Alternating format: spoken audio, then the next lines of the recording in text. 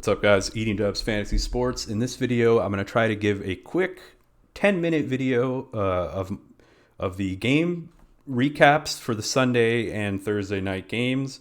One sentence takeaways or a couple sentences on the games and kind of moving forward my thoughts. So let's just jump on into it. We'll do Dallas at New Orleans. Taysom Hill salvages his day with his rushing prowess. He had 4 interceptions, injured his finger. We don't know if Taysom Hill is going to be okay. I think he should be okay to start. They say his injury's not as bad as Russell Wilson's. I think they're calling it like mallet finger. Tony Pollard salvaged his day with a long touchdown. Otherwise, Tony Pollard looked great. He always looks great. But take away that touchdown, I don't think we'd be saying the same. The Saints offense as a whole struggled. Deonte Harris had a long touchdown at the end of the game, which salvaged his day. CeeDee Lamb's amazing. He's great. He's going to be winning people leagues. That's just my thoughts. If you have him going into the playoffs, I'd be very excited about that. Michael Gallup had an incredible touchdown. The dude is just a beast. I'm super excited to see where he goes. If he doesn't stay in Dallas, I don't think he'll be staying in Dallas, and I'd love to see him with someone like Aaron Rodgers. Not much production elsewhere. The Cowboys defense showed up. They had a pick six, which was kind of fluky. They had like 3 interceptions on like 3 consecutive plays from Taysom at the end of the game. So, I mean, otherwise it was one of those games. It was rough to watch, and Dallas pieces produce. I don't think anyone's starting, Saints wide receivers, so I don't think you're too stoked about any of that. Tampa Bay at Atlanta, this game was pretty predictable going into it. We expected the Tampa Bay defense to be all over Matt Ryan, which they were. Dude had 3 fumbles, didn't throw a touchdown, but he had the yardage as Matt Ryan does. Mike Davis had like a 17-yard touchdown run, also fluky. Patterson brought him down to the gates, and Mike Davis vultured. I mean, it's not really a vulture if it's a 17-yard touchdown, but Leonard Fournette was involved yet again, 8 targets. Chris Godwin also had 17 targets for 143 yards, 15 receptions on that. Mike Evans doing Mike Evans things, being very vital on third downs. 7 out of 10 for 99 yards. No touchdowns, unfortunately. You're a little bit sad if you're Mike Evans' owner. It was one of those games where you almost expected Mike Evans to get into the end zone at some point, but he never did. Kyle Pitts remains involved and continues to get targeted down deep. He only runs like one route. He just runs down the seam, or he runs like a cross route, and they just try to throw it up so that he can out jump his defender, and it doesn't work out most of the time. But I think you just got to continue starting Pitts because there's no one else. Gronk, 58 yards, 2 touchdowns, 8 targets. Gronk's an absolute beast. He's, I think, the tight end too. I mean, I don't know if I want anyone not named. I mean, you're splitting hairs between Kittle and Gronk with Kelsey at the number 1, and then Mark Andrews somewhere in there too. So, yeah, Gronk continues to do Gronk things. Let's move on. It's supposed to be a 10-minute video. I'm already lagging. Arizona at Chicago. Kyler Murray's back. Arizona Cardinals are the most complete team in the NFL, in my opinion. David Montgomery looked amazing. Andy Dalton struggled, 4 picks. Still was actually a little bit serviceable. I think this matches Lamar Jackson's output, to be honest, which is kind of crazy if you think about it. Kyler Murray was a beast. He's just so poised, such a good. He can be a game manager. He can sling it if he needs to. James Conner remains very involved, but we do have Chase Edmonds coming back soon in the next 2 weeks, I believe. So expect James Conner's production to potentially dip. We'll see. They might just say, fuck it, let's stick with Conner. He's been producing for us. He's been great. He's big. He's bulky. He can run between the tackles. He can actually catch pretty well out of the backfield, like, strangely enough. I read that his catch receiving and after the reception metrics are actually better than Edmonds. So take from that what you will. Jakeem Grant flashed, but it was a bad game for Mooney, unfortunately. Sorry, I skipped David Montgomery. The dude is an absolute monster. One of the best pound-for-pound running backs in the NFL.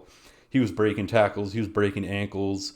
He was stealing people's lunch, taking people's girlfriends out to dinner. He was just an absolute beast. Continue to start David Montgomery with the most amount of confidence. I mean, this was against the Cardinals, and he still produced.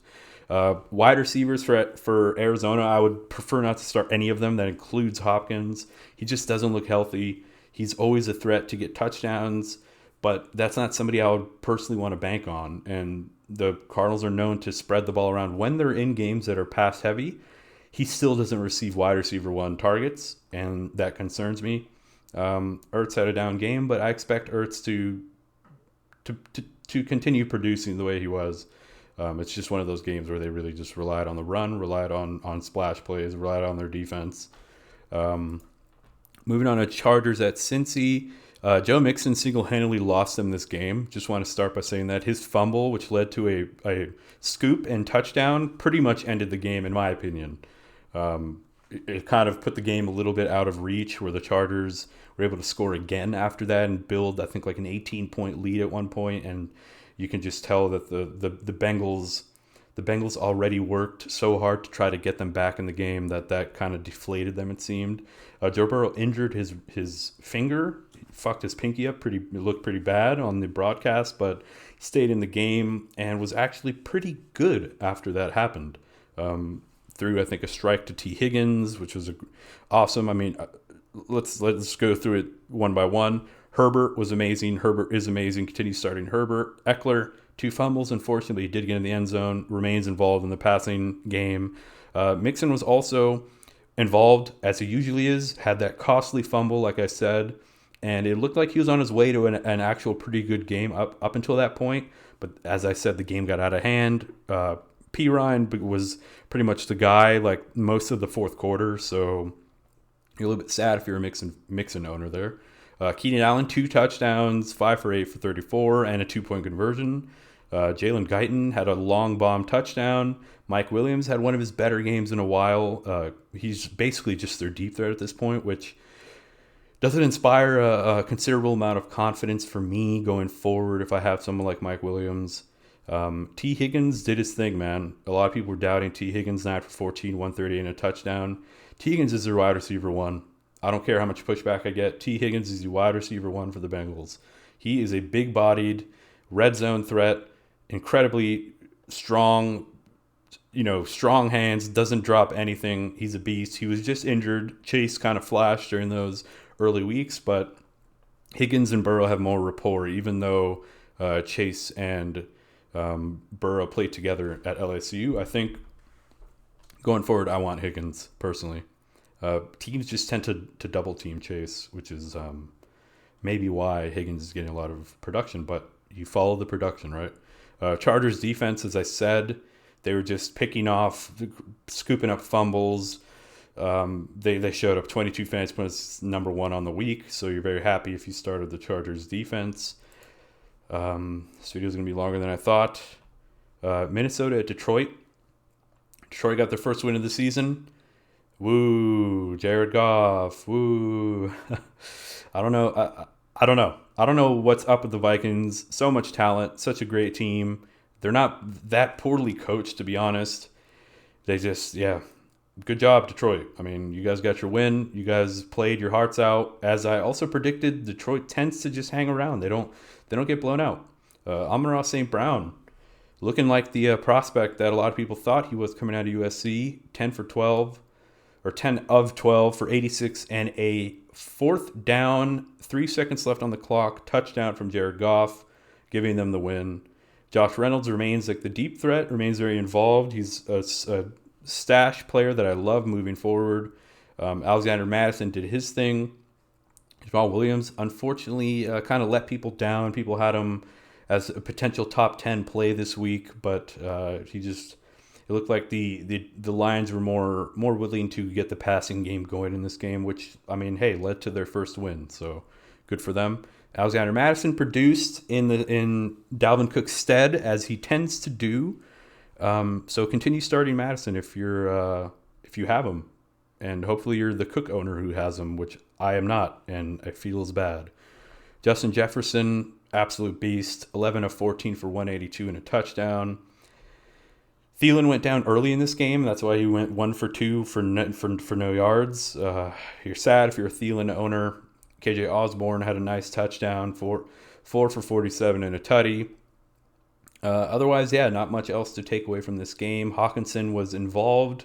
Jared Goff actually looked for him pretty often, and I think one of those times led to a pick, which he was just eyeing him the whole time through a pick on a Hawkinson pass attempt.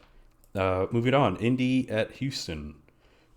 This was, as we expected, a Jonathan Taylor game. They established the run. Wentz did just enough, got them some key third down conversions, blew them out. Houston had no business. Taylor got pulled. Davis Mills came in. No production from anyone on the Texans. Brandon Cooks is the only Houston receiver who even had a reception in this game. You're very sad if you're a Texans fan because it looks like there's no light at the end of the tunnel. The Colts defense showed up. Michael Pittman continued his dominance as the wide receiver one for the Colts. And yeah, Jonathan Taylor did his thing. He got, unfortunately, benched in the fourth quarter for Deon Jackson. Deon Jackson, right? Yeah, Deon Jackson, who had a touchdown at the end. Just imagine if that went to Taylor. You'd be very happy. Moving on, Giants at Miami. So this was another game that's to be expected. I'm not going to linger on this game too much either. The Dolphins took care of business. The defense did its thing, held the Giants. The Giants hold themselves. You don't even need to help them with that. Glennon was not going to activate this offense as I predicted. Saquon Barkley, pretty involved in the passing game. He was their best playmaker by far on the field, but otherwise they couldn't get in the end zone, so that's why he only had 10 fantasy points.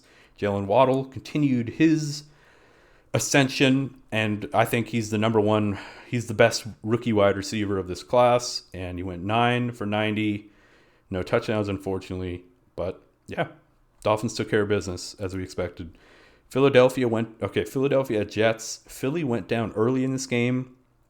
The Jets looked like they were going to pull the upset with Jalen Hurts being out and Minshew starting over him, but Minshew looked absolutely phenomenal. His first 2 drives, I think he only had 1 incompletion, 2 touchdowns.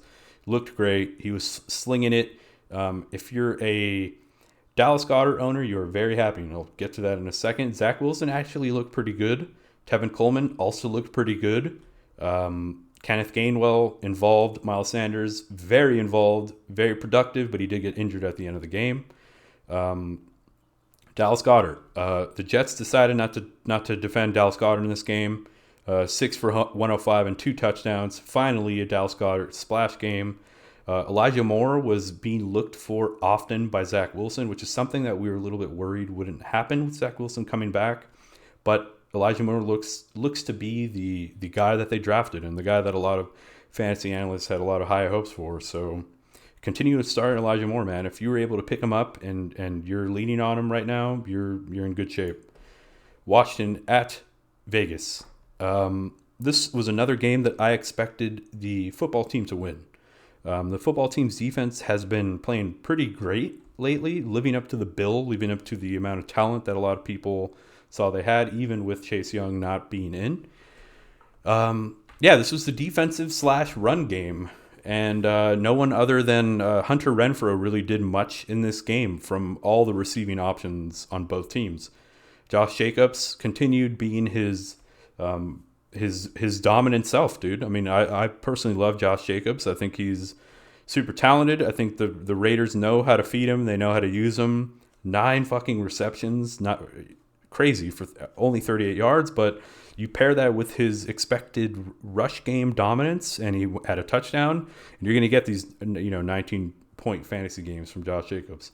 Heineke and Carr, I kind of want to stay away from both of them in this game, as I expected the run games and the defenses to kind of dominate.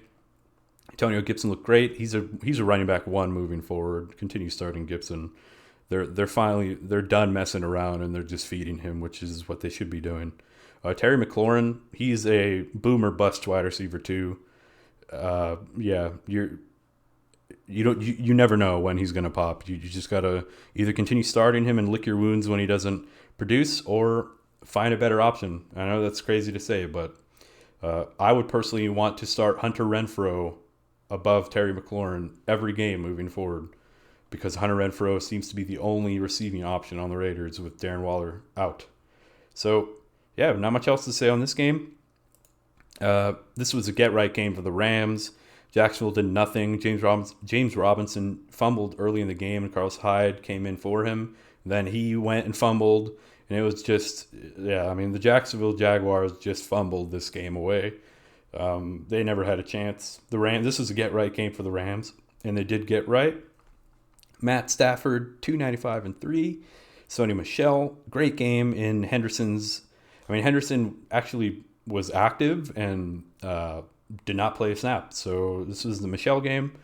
Cooper Kupp did Cooper Kupp things, 8 for 129 and a touchdown. Van Jefferson showed up again, got a touchdown, and Odell Beckham also got a touchdown. Other than that, you're not really excited about anything other than the Rams defense if you started them, which I think a lot of people probably did this week. And that's all from that. Pittsburgh at Baltimore. This was a fantastic game. These next two games were like the two best games of maybe the season, man. Great, absolutely exciting games.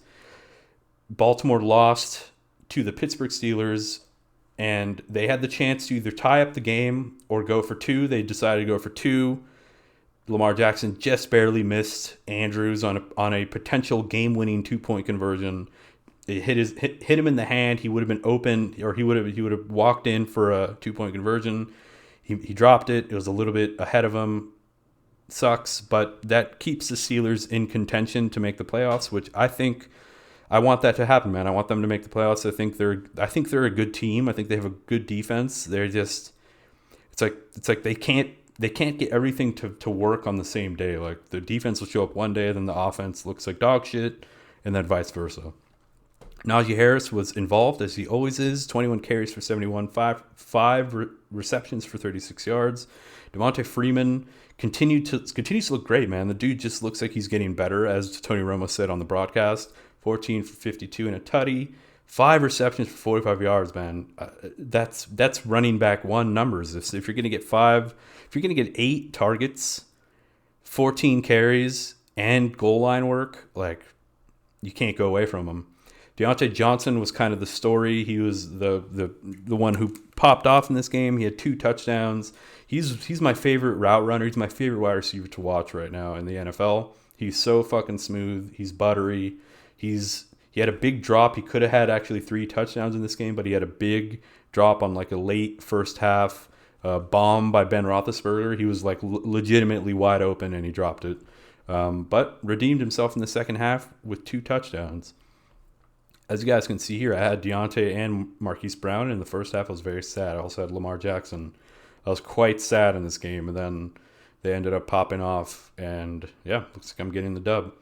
Other than that, not much production. Muth, unfortunately, didn't do much. Mark Andrews very involved, but had some key drops from some pretty vital moments, which really, he could have had a much bigger day if he just converted some of those plays. San Francisco, Seattle, upset alert. I thought the Seattle Seahawks would win this game. Divisional games tend to be very tight, and they can go either way. And I had the Seahawks winning this game, and they did win. Russell Wilson actually looked pretty great coming back from his finger surgery. Jimmy Garoppolo had some key turnovers and some key times. Otherwise, Elijah Mitchell looked like he went down for a season-ending injury. I didn't know if it was like a broken ankle or if it was a concussion. He had like blood on his ankle, and it looked like this shit got rolled up on, but he came back in the game, dude. It was like fucking Michael Myers from Halloween. He like got up, he was back in the game, and produced another like 5 fantasy points from there. Travis Homer had a fake punt touchdown. That's why his production is the way it is. So 3 for 80 and a touchdown, 4 for 5 for 10. Peterson had his first game with the Seahawks, ran a short yardage touchdown, otherwise didn't look very good. Also had a fumble that was recovered by the Seahawks, so I know that it's not as bad as it could have been.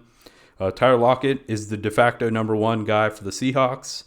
We all want DK Metcalf to happen. We all want him to get fed, but it's just not happening. And because I just said that, I'm pretty sure he's going to have like a 2 touchdown game next week. But from the tight ends, I'll get to Kittle, but I just first want to talk about Gerald Everett. Gerald Everett did everything in his power to lose this game for the Seahawks. I've never seen a player have a worse game. He had 2 fumbles. He had a wide open pass that he dropped, and it became I think he kicked the ball up and the Niners intercepted it. Man, rough game by Everett. He was horrible, and I can't imagine. I mean, they're just going to keep going to him for some reason, and you'll probably see him next game get a touchdown. But it was rough. Seahawks managed to persevere over his several mistakes. And that brings me to George Kittle. Kittle is back. He's the best run blocking tight end. He's one of the best receiving tight ends, best route running tight end. If George Kittle had a better quarterback, would he be the tight end 1? Is George Kittle better than Travis Kelsey? I'm having a hard time saying no to that. George Kittle offers more. He has more in his toolkit that he can offer to a team over Travis Kelsey. Travis Kelsey just simply has Patrick Mahomes. And I mean, Travis Kelsey in his own right is a great receiving tight end. But a lot of the stuff Kittle does on the field, I would take him over Kelsey. But yeah, that pretty much sums it up, guys. You're very happy if you're a Kittle owner. You're a little sad if you're an Ayuk owner. A lot of people expected him to pop with Deebo Samuels being injured. But yeah, Elijah Mitchell, continue starting him. And that wraps it up, guys, for the game recaps. And I said this was going to be a 10-minute video, and it's definitely not. I apologize. Yep. Hope you enjoy it. Hope it helps you a little bit. And like and subscribe if it does. And I'll see you guys in the next one. Peace.